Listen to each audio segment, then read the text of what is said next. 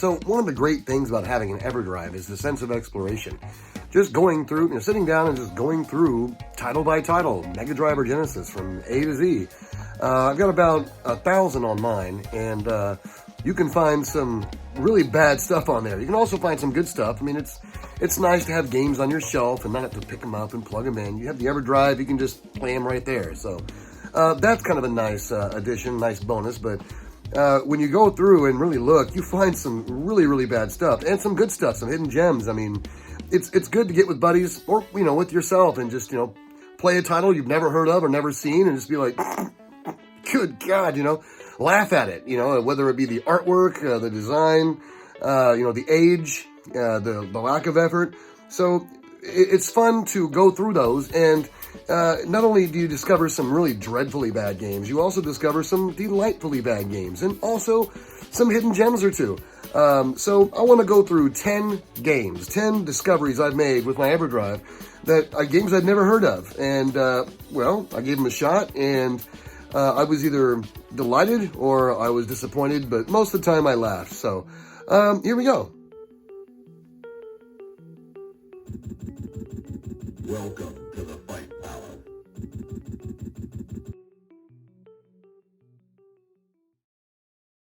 Alright, so I did a little bit of research on this after playing it, and I can see why this is regarded as one of the worst games ever made. I mean, it really is. I don't even know if you can actually call this a fighting game. What they were doing here, and I don't know, I'm relatively speechless. It's really, really horrible. I mean, it's reprehensible, actually. Oh, yeah. What a lousy fighter. Why don't you just get out of here at the Thrash sharks? The what? Okay.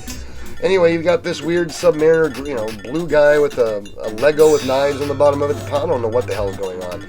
So, Slaughter Sport.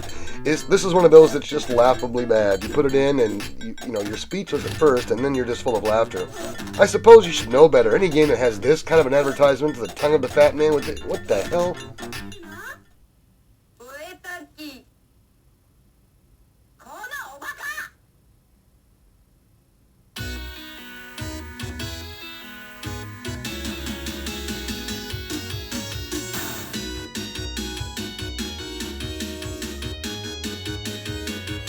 So I guess this one's based on an existing character in Japan, some Crayon Kid. I won't go into all the research for that, but what I did like to research was, watching this. Look at it. It's basically, childhood. It's just in Japan. We've had all kinds of games that were supposed to represent what it was like growing up in your neighborhood. Here you've got the bully behind the fence, the weirdos hanging around, and you got a squirt gun to shoot people with. But, what's cool about it is that this is Japan. The architecture, the style, it's interesting to me to look at that. And, there's a reason this game never came out in North America, because we wouldn't know what the hell was going on. But it still has that strange brand of Japanese humor with the facial expressions and some of the sound effects and whatnot. So this is one that I thought was kind of important for, education. And you look at this and you realize, once again, there's a reason it never came out in North America. But I could easily see why this would be extremely popular overseas in Japan. And again, back then, most games were made in Japan anyway, So I'm sure you saw that Electronic Arts logo at the beginning, and I'll let you know that I don't have the highest opinion of Electronic Arts, especially in the Genesis days. A lot of their titles were garbage, but funny enough, there's 2 EA titles here in this video. But in this one, Starflight, again, I'd never heard of it. It was brand new to me. And I would have been all about this in the early 90s. I mean, I'm kind of a sci-fi geek, Star Trek nerd. And the idea of, captaining a starship throughout the galaxy or the universe and whatnot, and meeting enemies or allies, and, exploring and orbiting other planets, and landing on these planets, and exploring these planets, and whatever discoveries are there to make, I mean, I'd have been all about it. Again, I would have been all over it. It's almost kind of a Mass Effect kind of a vibe going on with the whole planetary thing and the exploration. Pretty sure this was a PC port, but it looks to me like it was very well done. I only messed with it for about 20 minutes, otherwise I let the demo play.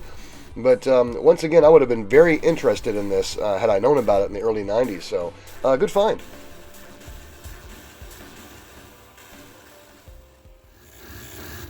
Alright, so Fighting Masters.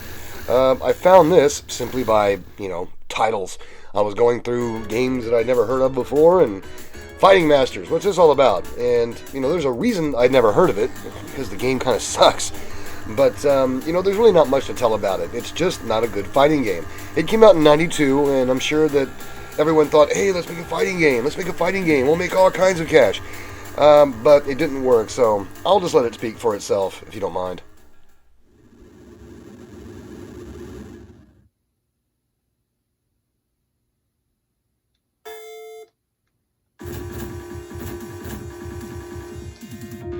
Come on.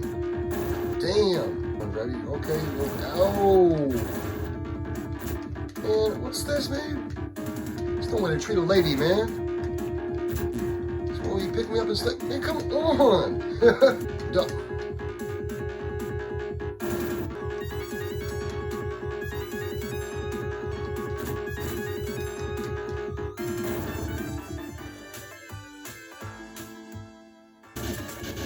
Yeah, I mean, I've seen worse fighting games out there for sure, but this one is still bottom of the barrel. But I have one last thing to show. On the box art, they've got this weird-looking Tutankhamun Mask, Egyptian-looking thing. There he is. I had to see what he was all about. Like, oh, there we go. What's that? Oh, man. Don't take care of Gold Rock. Oh.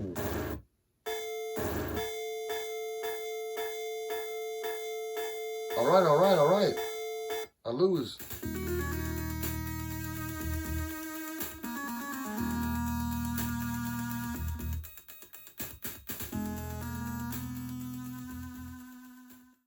Now we move on to Shadow Blasters, which I consider a hidden gem. A lot of the reasons that there are games that you haven't heard of, first of all, there's just so many games available for this console, but also you don't hear of them because they're really bad, and word of mouth is just, complete silence. No one tells you about it. But I don't recall anyone telling me or talking about or owning or playing Shadow Blasters. And upon the very first impression, I see like the character sprites and the animation, and I was just like, oh god, this is really going to be bad. But it turns out it's actually really good. Yeah, it borrowed, some of the more successful aspects from other games around the time, and late 90s, or, rather late 80s, early 90s, but, you've got a good level selection, you've got a selection of different characters, there's a story behind each one, you can, it's not just run forward and shoot, you can shoot behind you, in front of you, above you. The levels go just as far up as they go side to side. I mean, things that look like they're part of the background sometimes you can easily traverse, and the levels are actually quite large. Everybody has their own special move, and again, the game is done with class. Let's put it that way. Is it the best game out there? By no means, of course not. But for the day that it came out and what it's trying to do and what it does accomplish, again, they do it with class and a little bit of style as well. So this is one that I was happy enough to find, play it, and subsequently buy it. And I have a copy of this on the way in the mail. So very, very cool. If you haven't heard of this or haven't played it, I highly recommend it, especially for Genesis owners. It's a hidden gem, instant classic.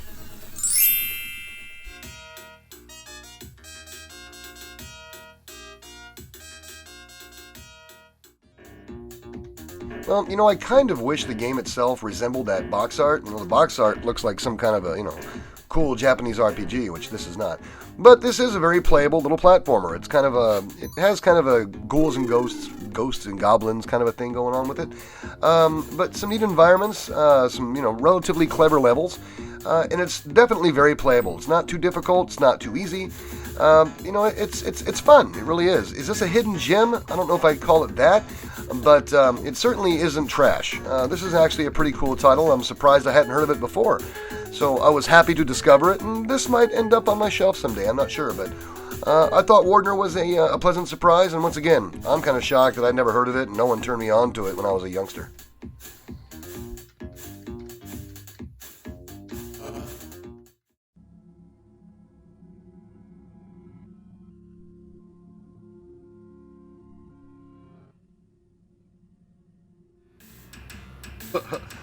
Hey, listen, man. Call me Poultry Guy or Dr. P or that freaky green dude. Whatever, man. Just, hey, have some fun hunting people, man. So, Poultry Guy, the green rockabilly dude, obviously doesn't like this family very much. And they make this family pretty unlikable. this whole cast of characters is, pretty detestable. At least they're doing their best to make it seem so. But the game actually isn't. Another EA title. This one, raised my eyebrows a little bit. It's unique. And, I tell you what, I know what the Genesis can and can't do. So I appreciate some of the sound effects and especially some of the animation that this game had going on. And again, it's unique and it's kind of clever. This is unlike most other games you'll find on the console. The goals and the story is pretty silly, but, it has a sense of humor. This is one of those games that is laughable because it was meant to be, and not because it was just so damned horrible. So, I was kind of delighted to find this. I don't think I'm going to, go out and search for it or buy it. If I find it, at a shop somewhere, hey, I might grab it. But, again, this was pretty interesting, especially if you're interested in the technology of the Genesis and what it can pull off, and especially if you like, good animations and sound effects and things of that nature. So, this is relatively highly rated, and I don't know if it's my style. But, again, it's something that I'm not used to seeing from EA, and that is a quality title on the Sega Genesis.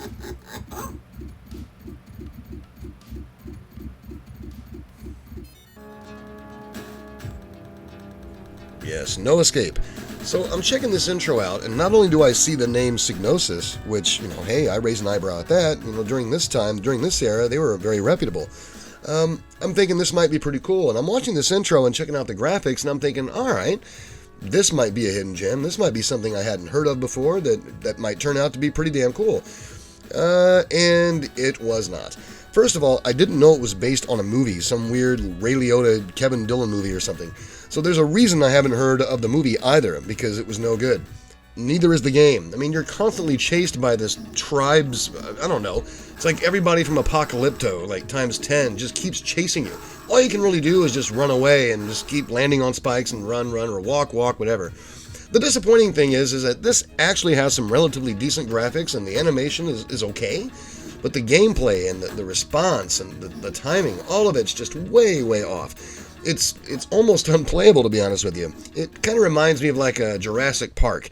The game, really good graphics and just horrible gameplay, just ultimately not playable. So I'm assuming the movie isn't watchable. I'm not going to seek it out. And once again, I had no idea this was based on a movie when I first loaded it up. I was just going to give it a shot and see what this was all about. And I discovered that there's obviously some talent behind this. It should have been a good game, but all the marks they were supposed to check, boxes they were supposed to check and marks to hit, they didn't get any of it right. So avoid this one if you ever see it, because it's really bad. Not even laughably bad.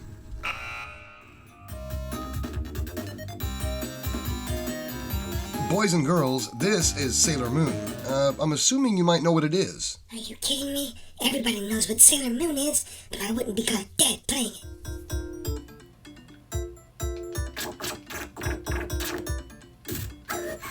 Exactly. Everybody knows what Sailor Moon is. Especially if you're a kid that was born in the late 70s, early 80s, you know what Sailor Moon is. What I did not know was that it was a fighting game, or a brawler, basically. When I loaded it up, obviously something, Sailor Moon, I knew it was going to be based on Sailor Moon. I didn't know there was a game based on Sailor Moon, because it never came out here, which is understandable. But I loaded it up and I'm playing it, and I was not delighted, but surprised to discover that it's a brawler. Look, I'd much rather play Streets of Rage or Final Fight or something, but this isn't bad. It's playable. It's kind of good, actually. And among the games I've been sauntering through, this one easily has the best graphics. And probably the best sound, but the odd thing is the music's really good in it, but there's like almost no sound effects. All kinds of things that should have an effect, and the sound just don't. It's pretty much just punching and the girls going and making all kinds of weird noises. So it's Sailor Moon. It's not too bad. I'm not going to own it, but it's exactly what you think it would be. A bunch of girls, in schoolgirl outfits, brawling and beating up bad guys and showing panty shots, and overall just kind of being uncomfortable to look at and be caught dead playing it. Humans or cats? Cats? Okay. No? Alright. Humans, damn it! Humans, not cats! And yes, this is The Humans on the Sega Genesis, but I'm still a bigger fan of cats in this case. This is not quite the style of game that I was into, in my Genesis heyday. I've never really been a big fan of Neanderthal, caveman kind of games with that goofy sense of humor. I just never really found that ilk very amusing, whether it be in movies, games, books. It's just never really been convincing. It hasn't been humorous, just not my style. In this one, it's kind of reminds me of Three Dirty Dwarves, where we interrupt this jackass to let you know it's not Three Dirty Dwarves in the Sega Saturn. I'm talking about the Lost Vikings and the Genesis. Oh, shame. Build the bridge, things of that nature, in order to advance humankind. So it's charming in its own kind of Atari way, and this is definitely an Atari title. And it means well, but I think this was for a different age group, and I definitely would have been pretty upset had I, bought this full price back in the day. And I never would have, because just looking at the box, the art, and the back of it and everything, I would have known, this one's probably not for me. But it's still kind of neat to know about it. It's more education on the history in the library of the Genesis than that of human evolution, I can assure you.